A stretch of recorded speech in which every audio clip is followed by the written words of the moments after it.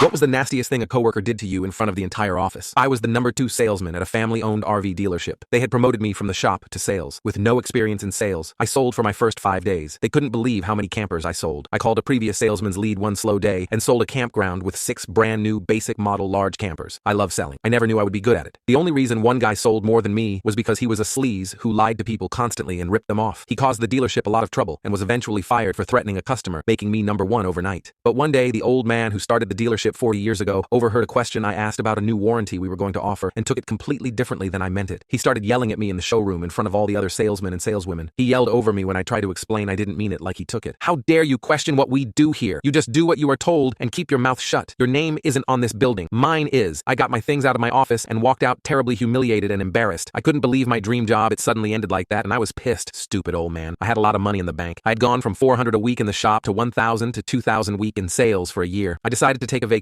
before looking for another job in sales. My wife and daughter and I had a great week at a hotel at the beach, the first time we could afford a nice hotel and expensive restaurants. Apparently, sales at the dealership took a shit after I and the guy who got fired were gone. There's only 3 types of salespeople: ones who love it and are good at it and work hard, lazy ones, and ones who just aren't salespeople but try hard. They only had the latter 2 types now. It's not easy selling 60,000 to 200,000 RVs if you don't love doing it and take it seriously. The cheap ones sell themselves, but there's not enough profit to stay in business with just those, and the salespeople they had left had to sell on price, which killed profit on those 2. I sold them at sticker price often, and even sold one on a Sunday when we were closed. When I passed the dealership with my family and saw an old man looking in the showroom window, I went back and let him in and got a deposit on a brand new RV and went on my way. I loved walking in the sales manager's office Monday and dropping the paperwork on his desk and saying, "Here, I sold that one yesterday." "Yesterday? How did you do that?" The sales manager called and said the old man told him I could come back if I wanted to. I said I didn't. He called a week later and said, "The old man admits he was wrong. He talked to the other salespeople and they said he was wrong, I could come back." I said no thanks, but no, I didn't have a new job yet. I wasn't looking yet. One of the saleswomen called me and begged me to come back. Sales were way down and they were under a lot of pressure to sell, which made sales go down even more, and everyone was about to quit. I loved it. F that old man. FM frick. I told her so. The sales manager called 20 minutes later and said, "Name my price to come back," or he was about to lose his entire sales crew. I went back the next day. #1 demand was that the old man apologize to me in front of all the salespeople. He did. They met a list of demands, and I stayed 2 more years until I caught my wife cheating and lost 2 family members in 1 month. I dropped to last in sales that month, and they threatened to let me go in the old man's office. I asked if they understood what I was going through, and they said, "You just have to suck it up and put all that aside." At work, I couldn't believe what cold pricks they were. On top of everything I was going through, I was about to get fired. Even though I still showed up every day and tried to sell, all they cared about was how much money I was making them. So in revenge, I was #1 the next month and walked out immediately after our little salesman of the month routine. Should have seen their reaction. "What are you doing? Are you quitting? Why? Let's talk about it. Look, I'll call you. Answer your phone." He called, and I told him I wasn't working for such heartless people anymore. That was 4 years ago. They have asked me many times to come back, but I never will. And I got the house, cars, and full custody in the divorce. Expensive lawyers are good at their job.